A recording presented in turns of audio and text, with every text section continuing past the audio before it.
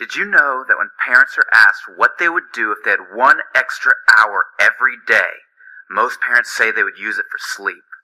Are you exhausted trying to balance kids, work, and play? Do you want more purpose and less monotony in your life? Do you get overly irritated, frustrated, and angry with your children? If you've answered yes to some of these questions, then I'm glad you're here. I know how busy you are, and I'm not here to take your time. I'm here to help you take it back.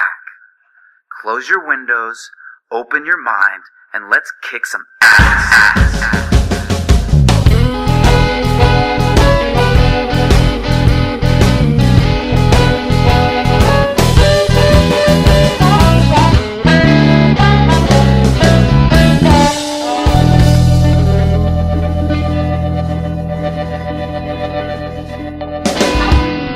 All right, so welcome back to Kick-Ass Dad. I'm so thrilled right now. I've got Amy Alcini on the line. Did I say that correctly? Yes, that is the Italian version. That is the Italian version. I mean, I'm Italian, so that felt right to me. Is that the? Okay, good. It was the Italian version. Correct. So I could not be more thrilled to have you here. Amy and I spoke for an hour last night on the phone, and we kind of had this like random. We just poured our hearts out to one another. It was almost like connecting with another sister I didn't even know I had. So Amy, that was wonderful. Thank you for that. Thank you. Amy is a former professional tennis player. She holds 19 USTA national championships, 2 ITF USTA World Tennis team titles. Representing the U.S., she holds 5 number 1 end-of-year U.S. national ranking certificates. Holy crap, Amy. Good Lord. You were going after it, huh? Yes. People often ask me, they say, well, geez, you're pretty good at tennis, or, they see me play, and I said, God, I hope so. I've been playing for 36 years. Right. So that's my usual response. But no, I'm very grateful and blessed to still be able to run around and, knock on wood, I take care of my body and I'm in good shape. So, I just won my last national championship in December, and, I kind of knew that was going to be at least a mini retirement for me. And, we were losing the match pretty badly. And, something happened. I turned around. I remember thinking, this might be the last match that I play for a while. And we had this kind of, I hit this shot down the middle, and it was one of the better shots I hit in the match. And neither of my partner and I were playing well at all. The match had been going really quickly. It was almost over. And I hit this shot through the middle of the other players, and they kind of looked at each other like, where did that come from? And I was thinking the same thing. Where did that come from? I haven't really hit many good shots in this match yet.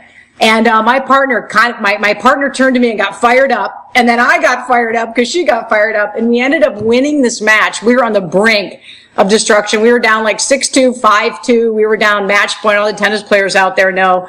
And we came back, and after that match, I took some time and said some prayer and meditation, just wow, I was really thankful to kind of have that turnaround. But then, and also in a way, it's a good match to kind of have a little mini retirement on and venture into the stuff that, what we're doing here.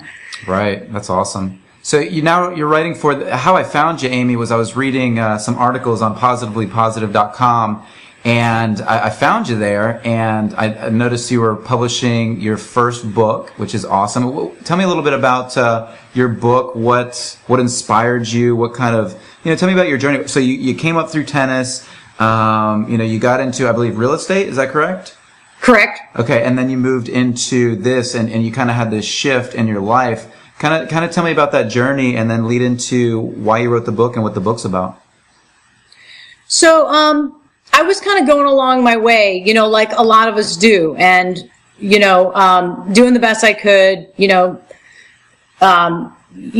had very close connection with my family and friends, and then in 2008, I had a life-changing event. I lost someone who I was engaged to, and it was a quick exit. It was unexpected, and I still have to breathe when I'm talking about it. And you know what? That was 5 years ago. So someone, that you just, the whole world, I mean, if you can engage with someone, you're just you have deep romantic love, you have deep feelings of, universal love and all this. And when that happened to me, I really, there's a quote by Rene Descartes, and it says, if you are going to be a seeker of truth, at some point in your life, you must question everything about your life. And that quote became just what happened to me. It's not that I looked for that quote. I didn't know that quote. I didn't even have any idea. But later on, I didn't know that quote till much later. But that's exactly what happened. So every single thing that was in my life was up for review. From my friendships, to my jobs, to my relationships, to, from that point on, I was so sad for over a year I was sad. And I know there's some traditions, I think a lot of the spiritual religious traditions say there's about a year of a grieving period. Well, just so people know, that went on a lot longer than a year for me. And so I was grieving tremendously. I was questioning everything. It was a very difficult time in my life. And Recycling Happiness came about because what happened was I was in a place where I couldn't get happy. I have always been a very happy person. I mean, it's very hard for me to kind of get into situations where I'm unhappy generally,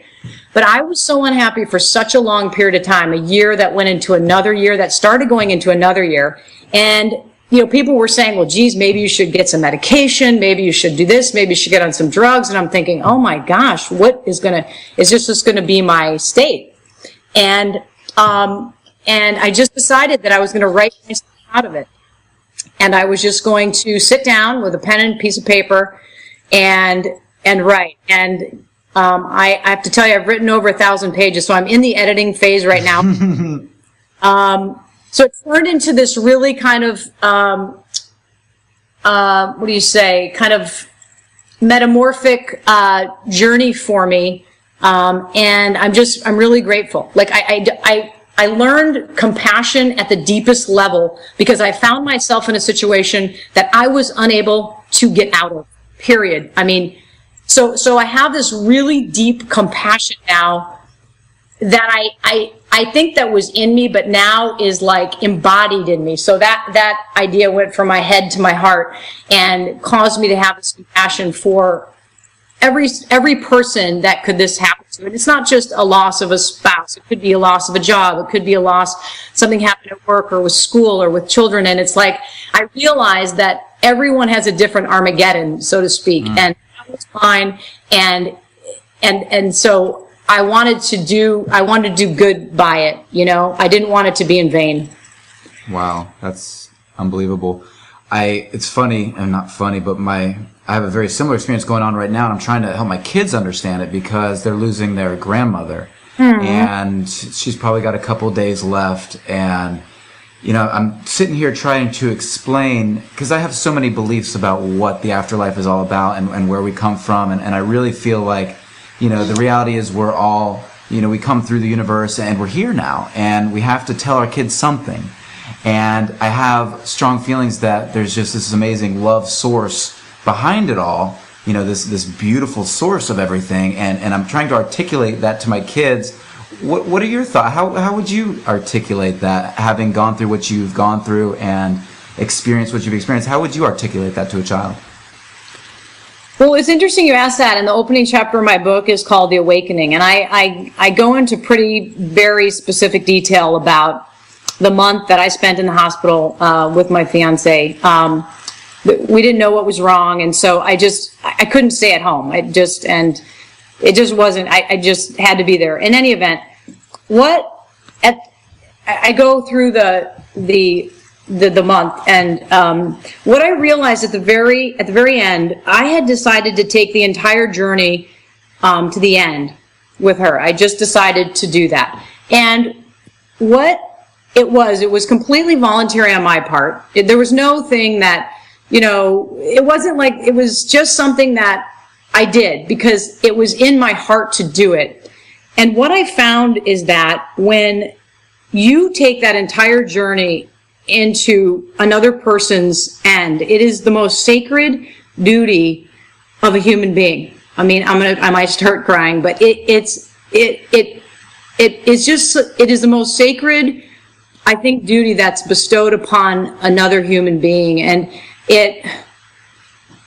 I encourage people, for people that they love deeply, I encourage any opportunity for people to be with people at that level of intimacy, whether you're alive or whether there's going through a life transition. Because we're just moving. Thich Nhat Hanh talks about, the water hits the ground, and then when it rains, and then it gets warm, and it hits the pavement, and then it steams, and then the steam rises, and the steam goes back into the sky. And then it becomes clouds, and then the rain falls. And to answer your question specifically, I actually believe the same thing, having gone all the way to the end. I actually believe the exact same thing. I believe that the Spirit went, and it is either returned, or it is returning, or it's here already. I know for sure that it left the body, but I felt it leave the body, and I know that it was alive. So I have even a stronger faith after that experience. And, that's kind of how it went down. That's beautiful, because a lot of people, they can't get back. They can't bring themselves back from those events and those traumas, and to see kind of the bigger picture. I love how you journaled it out, and that would be that's a great recommendation for people, because I think that people just don't get it out. And you try to be happy, and you try to, make yourself happy, and you just can't, because you're not letting it come through, that sadness and that hurt and that pain and that anger. And so I love how you did that, and I love your healing process, and I love how you're turning that into a book. That's wonderful. Thank you. You're welcome. And so we were talking, you're a huge proponent of the Dalai Lama, as am I.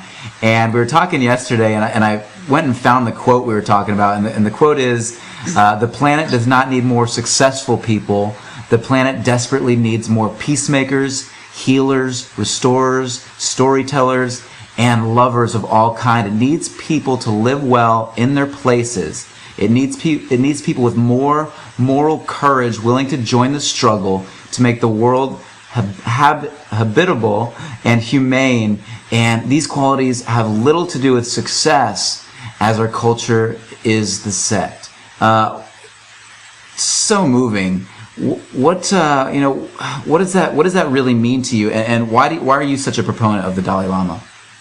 Well, first of all, I just got chills all the way up and down my arms. So when you read that, and I really couldn't agree more with that statement. I think, we talked about this yesterday on the phone, but God, or the Creator, or our source, whatever we want to call it, gave everyone a blueprint. It's what we call our entelechy. I study with Jean Houston. I took her a mystics class, which was really beautiful, a mystical, class for mystics, basically. And we talked a lot about this, this kind of like you said, recreating whatever it is you're going to be. It doesn't matter what society says. It matters.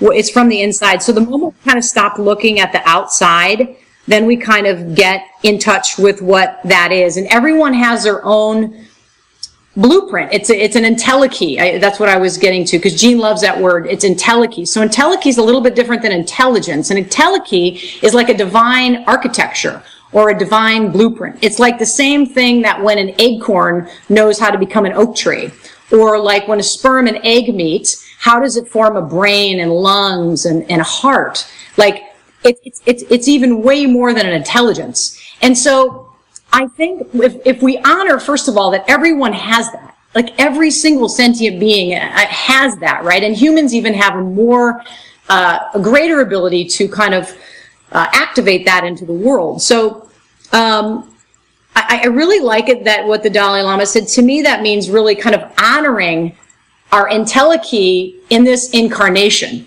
And to me, that's really what we're here. And you and I talked about this. Like, I'm here to encourage, to be like a cheerleader, so to speak, or like to be an advocate, or like cooperating, for you to have for me to be a person that you can hold a place, that I can hold a place, that you can be a person that's what you're going to be. Like, you're going to be the biggest oak tree, and I have an open place for that in my heart, and I have an openness for you to be that. And if I can do that for you, then I think everyone wins.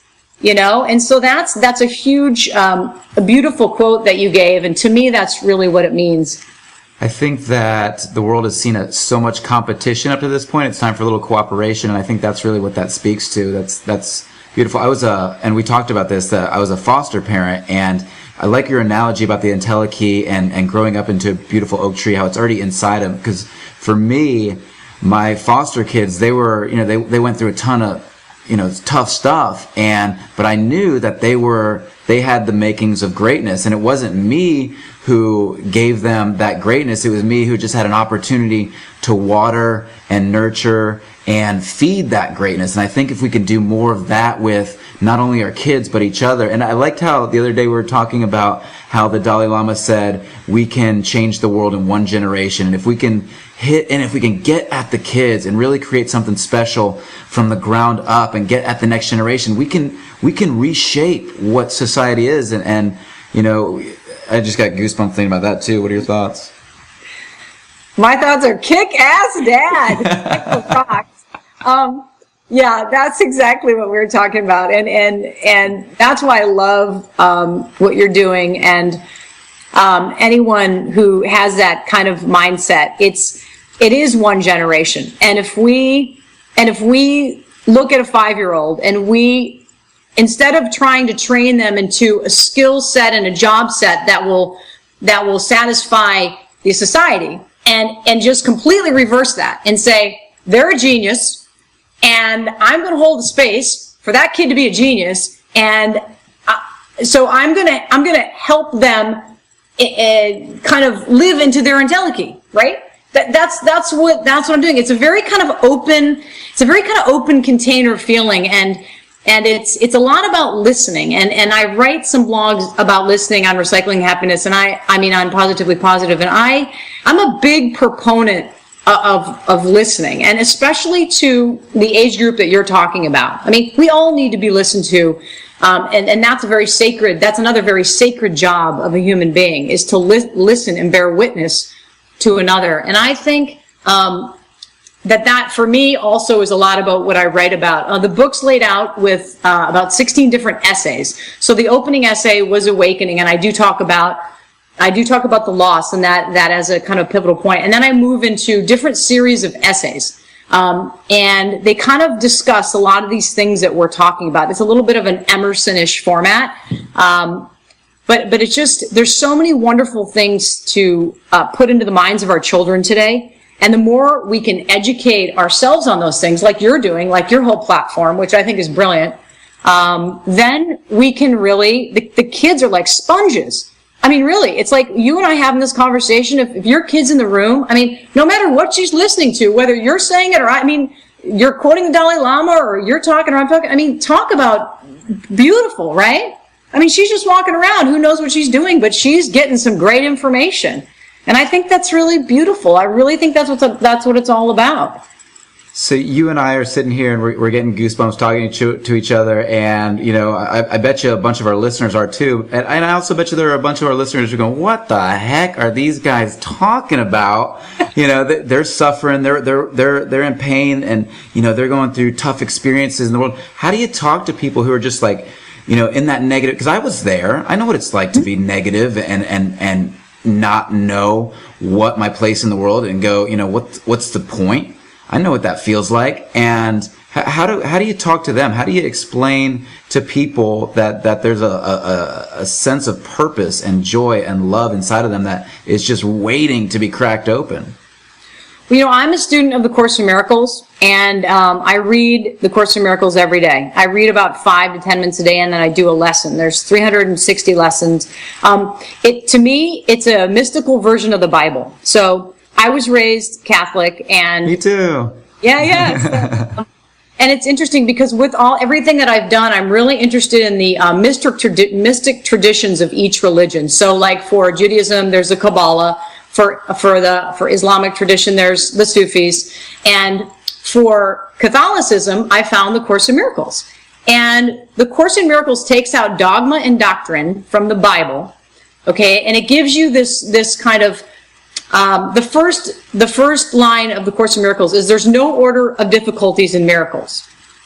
Okay, so that statement right there goes to show that it goes on to say that we think we have many problems, but our only problem is our separation from our Creator, our separation from God. So all of a sudden it's like, wow, I mean, it's like a lot of these things kind of start taking care of themselves when we put the information in. We're all so smart. I mean, human beings are so smart. I'm just like, I go to a party and I meet people. I'm like, you do what? You're what? You wrote how many books? You're doing what? Like, and you have a job? I mean, I have so much, I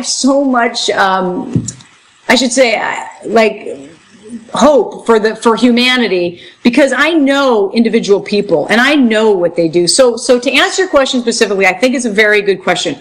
People that are suffering right now, okay, the Course in Miracles says you can have a grievance or you can have a miracle, but you can't have both. Okay, so this is simple stuff. I mean, we can take this stuff and run with it, right? This daily practice has been really good for me because I was in a place like I couldn't, I was listening to people talk about spiritual stuff and I wasn't really there. But actually doing a practice every day in my life, having a morning spiritual practice, gets me to focus on these things. And then what the whole idea of the Course in Miracles is that once we kind of set that intention from the morning, that's what's in the higher control of our life. So once we set that intention, whatever lesson we read, we're reading it, and that becomes the higher intention of the day. So that kind of sets it. It's kind of like, I think of it like setting it like in, like if you're a clay, I didn't work with clay when I was little, but I was always in like the workshops or whatever. But it's like once you set something, then that's going to be what takes resonance during the day. And then everything else around it is not going to be pulling you down. Because now you've created this connection to the source at the beginning of your day. And then we can kind of be the responsible adults that we are to change things. I mean, one of the things I really like, and we talk about a lot in Marianne Williamson's lectures, is that, when we take ourselves too seriously, we can't really take what's going on in the world seriously. And quite frankly, there's a lot of emergency buttons going off. I mean, you just looked from the NSA to our food supply to what's happening in Syria. I mean, there's some serious issues going on in the world. And for us to be serious adults about those issues, we can't be sitting here, in kind of our ego, whether it's overconfidence or putting ourselves down or, oh, poor me or I'm too good. Both of those things are ego. And so to kind of get unattached to those things lets us be the adults that we can, again, be that container for other people. And so that's what I think about a lot. And that's what the Course in Miracles has really helped me do. I like how you talk about, if you're suffering now, you need to find a way to take that first few minutes when you wake up and really put something positive in. And for me, it's meditation, or, I'll sit in meditation and I'll just say positive affirmations. I am happy. I'm going to have a great day. I'm going to have a kick-ass day. And by doing that, I talk about the reticular activating system, which is in the brainstem. It's like the secretary between the unconscious and the conscious mind. It's what says, okay, this is what I'm going to look for today. Because there's 1,000 opportunities out there every single day. There's 1,000 things that you could find that are positive in the world and attract those to your day. But if the first on your morning is, I'm going to have a crappy day, then guess what? That's what you're going to find. That's what you're going to look for. It's like when you go buy a new Camaro. You buy that Camaro. As soon as you drive off the lot, you see 30 Camaros that you never saw before. Did they make a whole bunch of new Camaros? No. You're just seeing it now because that part of that system in the brain has now opened that up to you. We have 400,000 bits of information coming at the brain, flooding the brain at all times. and our conscious mind can only pick up like 40 bits per second. Like, this is scientific. Like, it's crazy how little is going, or how much is going on that we can barely see. And so I love how you talk about, if you're suffering now, if you're hurting now, first thing in the morning, make that positive affirmation, do something, for you it's the Course in Miracles, whatever it is, whatever floats your boat, whatever religion you come from, whatever culture, society, perspective you come from, use that to your advantage, but make that first thing positive and put something positive in yourself. I love what you're talking about there. I wanted to mention one more thing. One of the most important things, above all the other stuff I talked about, for the Course in Miracles and people who might be having a little bit more difficult time right now, is that the level of cause, okay, with a capital C, which is like the biggest thing, the biggest level of cause is our thinking, okay? So our thinking actually then dictates our behavior. So what I've noticed, this is a completely practical thing that I've seen that just, boom, in a few seconds changed my life. So we say something is happening in our life, okay? Then what we do, typically people, they change their behavior. Okay, so something's going and not going right or whatever, so we change our behavior. Well, maybe this time, when we change our behavior, maybe we get the result we want, okay? But then we go along, and then something happens. The same thing happens.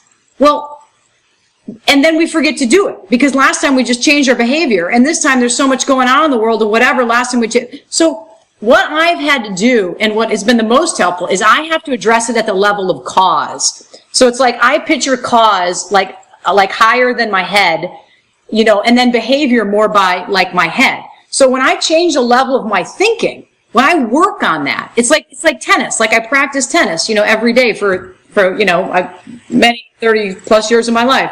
Or if you're learning a language, you practice changing your thinking, which is a level of cause, and then lo and behold, your behaviors change. It's like Mamma Mia. I mean, it's like, wow, so as a real practical level, I did want to throw that out there to people, like, to really kind of, and the Course in Miracles will help you with that, or whatever spiritual path you're following, but really thinking about changing yourself at the level of cause, which is a thinking, which is the highest level of thinking, and then watch how it trickles down into your behaviors. Yeah, I often get regarded as hippie and idealistic when I talk about those sorts of things. And I love being able to bring science and bring like experiential data and say, no, this works because of this. This works because if I have better thoughts, then I behave in ways that attract positive experiences, positive people. I mean, I wouldn't have found you if I wasn't being positive. I would have found a negative person, right? If I'm being negative, I'm going to find a negative person. So it's like, that's the law of attraction. And that's how we really have to start thinking about ourselves. If we want to create great lives, we got to have great people in those lives. We need great people to fill up our lives. And if we can start changing who we are and start attracting those people, then it's like a domino effect. You just start, it's like turning on the lights. It's like one after another after another. It's like a wildfire. That's cool. Thank you. Thank you. I love your lights analogy too.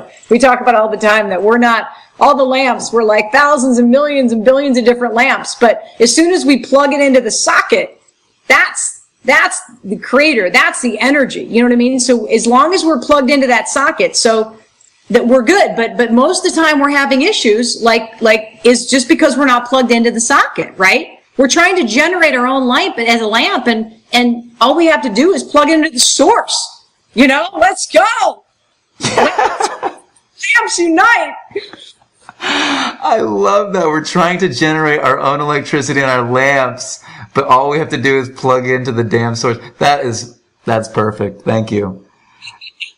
My audience knows my BHAG, my big, hairy, audacious goal is to create community centers, community gardens, and to get into poverty-stricken communities and cities to begin to teach kids, literature, art, dance, music. That's my goal, is to create a company that can fuel that change. And I believe that if we can get to the youth, we can make a huge difference in the world. What's your BHAG? What's your big, hairy, audacious goal? I love that word. That's a great question. I like to think of When I wrote Recycling Happiness, and what I wrote on my Facebook page is the purpose of Recycling Happiness is to open, transform, and gladden your heart, and to elevate you into the courage of your heart. And I think if I could help as many individuals possible do that, then that is my BHAG. Because I feel like the heart is the center of it's like our central intelligence system.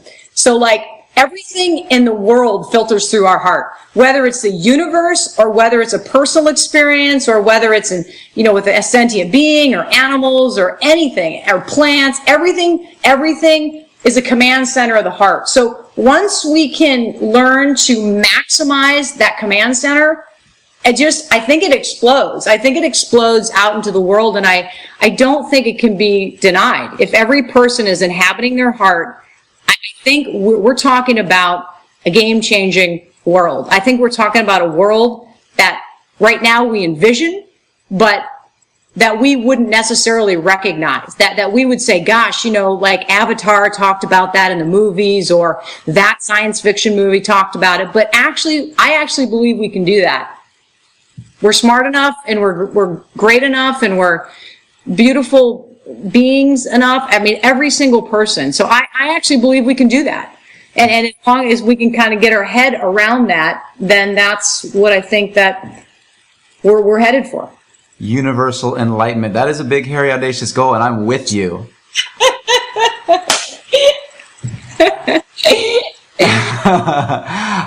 I know you don't have kids, and I always get my wife, sometimes she'll listen to some of these podcasts and she'll be like, well, that episode really wasn't about being a parent, or that episode really wasn't about kids. And I always say, it's like, yeah, the other episode was, but that one wasn't. But for me, it's like when you're on an airplane, you need to put the oxygen mask on yourself first. Like you need to, and I think that's what you're talking about, like really as a person, like plug it into source so you can that's what's going to make you a great parent. It's like you got to take that quantum leap, plug into your source, and then you're going to be just an amazing parent.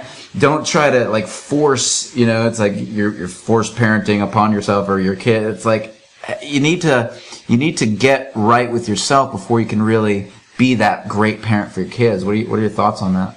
Well, that's profound. I mean, that's noted through all the great ancient texts and tradition, what you just said. I mean, that's absolutely the best way to be a parent, an educator, an aunt, an uncle, grandparent, a foster parent. I mean, I absolutely think that's one of the things I'm just so happy about what you're doing. I'm just thrilled because, I mean, you and I mean, we're spending a lot of time immersed in this community and sharing with these people, which I think is wonderful, but I haven't seen something specifically like you're doing. And, I think it's a huge service to parents. And I commend you for it. So I'm really happy to know you, and I'm really excited to start this journey together. Thank you, Amy. That's wonderful. I'm really thrilled to hear you say that, and I feel the same way about you. So thank you very much. Thank you. What is I think oftentimes we get kind of lost in what like financial things, and we have these big visions and big goals, but it's like, well, how can I do that? It's like I can't do this or I can't do that. For me, I've had to kind of break that mold by saying, well, how can I do these different things? For you, what if you didn't have any financial constraints? What if you could do absolutely anything in the world? What would you be doing if you had no financial issues? Well, it's interesting you said that, because I've gone through, since 2008, I've had, I actually couldn't work for about a year and a half. And I was in a high pressure job. I was selling high end real estate in Malibu, and I was holding about, for people in real estate, I was holding between 12 and 15 listings on average for a total of 4 years, which was a lot. And so it was a full time, 7 in the morning. I wouldn't get home till 7 or 8 at night. That was a typical day. So I went from that to not working and not being able to work. So So what happened? It wasn't anything that happened right away. So what happened was over time, I started healing, and then I met a series of people and had a series of experiences, and this questioning of every single thing in my life brought up. And what all this kind of boiled down to and culminated to was this one quote, which actually I have when I send an email, it's on the bottom of the page, but it says, it's a quote by Rumi, and I read Rumi every day, almost every day. I read something by Rumi. Can you, real quick, I'm sorry to interrupt. Can you explain to people what Rumi is? Jamaluddin Rumi was a Sufi poet and predated again Islam, but it was a culture from which that tradition grew. He was born in Turkey. He was born in Afghanistan, I think, moved to Turkey, and he spent his whole life in Turkey. He was a kind of a philosopher and educator, and he became one of the world's best poets. He writes about love, and he's a Sufi. So everything that he believes is we get our love through the heart. Like he kind of has that same idea of like that's the central intelligence of our body. So all of his poetry is about love and kind of his experiences and how that kind of crunches down into his heart deeply, and then how it pours out of him. That's to me how he writes poetry. So the quote that I have on my email, it says, "Let yourself be silently drawn to the pull of what you love." Now, that's kind of okay, that's 2 lines or something. But actually, if you spent 5 minutes of meditation, just thinking, just no limits, nothing, just like you asked me, what are you being pulled towards? Really, like, what is your heart being pulled towards? And so to answer your question, I went through a series of months and years where I let myself be pulled to that. That doesn't mean that I didn't have to pay my bills or, make ends meet. But what's happened is over time, right now, I'm doing about 90% of what I want to do every day. And if I had no financial constraints, I would put a little bit more money and resources into exactly what I'm doing now. But that didn't happen overnight. I mean, I had to get rid of there's nothing really left at all right now of what I was doing before than I'm doing now. So my point is that it was a complete transformation in terms of what I put my energy on and what I let myself get pulled to. So it's kind of a two-way street on that. I mean, kind of moving in the same direction, but there's 2 kind of prongs to it. And so that's kind of how I would say to, don't put too much pressure on yourself. Really do the inquiry, be able to sit in the question, which is what Rilke said. And I love that. And Albert Einstein said, people think I'm so smart and I'm a genius. All I did was sit into the question longer than everyone else. He sat in the question. How uncomfortable is that for us to sit in the question? I mean, for me, it's uncomfortable, but I realized that the great thinkers and the writers and the poets, that's what they did. They sat in this and it just, it wasn't going great. And this happened today, but this is what I love. And this is what I know I love, but I'm going to go to bed tonight and I think something's going to get better tomorrow. And I'm going to have faith that what I love is going to pull me again tomorrow. And so that's really how I feel, and it was messy, it's a messy transition. It wasn't like anything surgical, it was just kind of like I muddled along and stayed true to what I love, and now I get to do what I love every day. It's real, like, basic. It's like a blue collar job, it's not any special thing, and everybody can do it, and I love that anyone can do it. That's I have. I really want everyone to know that it's not reserved for a few. Living your dream. Beautiful. You inspired me. Oh. I like how you talk about the questions, and for me, I always think about, okay, so what kind of questions am I asking myself? And I challenge my listeners to do the same thing, because oftentimes we ask ourselves really crappy questions. We say, why is my spouse being like that? Or why does she have to do that? Or instead of saying, why does this bother me?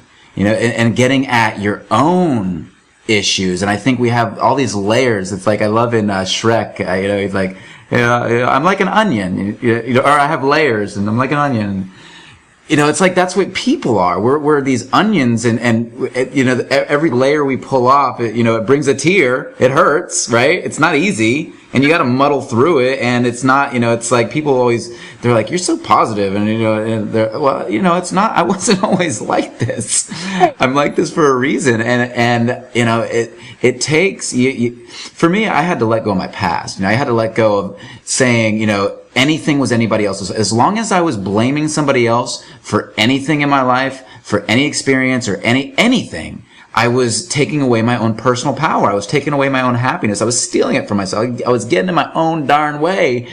And it wasn't until I stopped getting in my own way, and don't get me wrong, still getting in my own way, but I'm doing it less now. And I'm able to recognize it when I am. And instead of asking really crappy questions or, why is this person acting like this way towards me? Maybe I start asking, why does it bother me? Good. And it helps. That's a fantastic reframing of the question. One thing I've learned from the Course in Miracles is that, when we have a grievance, or when we have, when we're upset with someone else, or we're not forgiving someone else, what really is happening is that it's like there's like a sword above our head. So it's like, what's happening is actually falling on us. But for some reason, we think if we kind of vent at that person, or we give them our peace of mind, or geez, they probably deserved it. And, oh, geez, five of my friends said, oh, they deserved it too. It doesn't matter. They didn't. You're basically whatever that response is that I have to another person, if it's not love, then that kind of energy, whatever it is, if it's not love, then it's something that I shouldn't be giving them. And that energy is actually falling on me. It's like, it's not going to the intended source. If I'm going to feel better by, not forgiving someone, it's not actually going to them. It's actually negatively inhabiting me. And so these are like really kind of basic principles that really kind of quickly get you, they get me in the reality of the situation, as opposed to the illusion, right, of the situation. Because we're kind of trained to be in this illusion. And I mean, before I studied the Course in Miracles, no one really told me any of this stuff. I mean, the illusion is kind of like how we live, right? So I think this basic knowledge is really helpful, because you get these all of a sudden when I read this, I actually get these visual images myself. And I don't know, I mean, everyone I'm sure gets a different one, but they become like pictures in my brain. So it's like things that I know. It's like when you go and you travel and you see different things, like you go to Rome and you see, like those things now are in your brain, whether you took a picture of them or not. And so that's what's really kind of happening with me. I'm getting all these visuals of the way of these universal truths that are increasingly helping my life, and then they're just yours.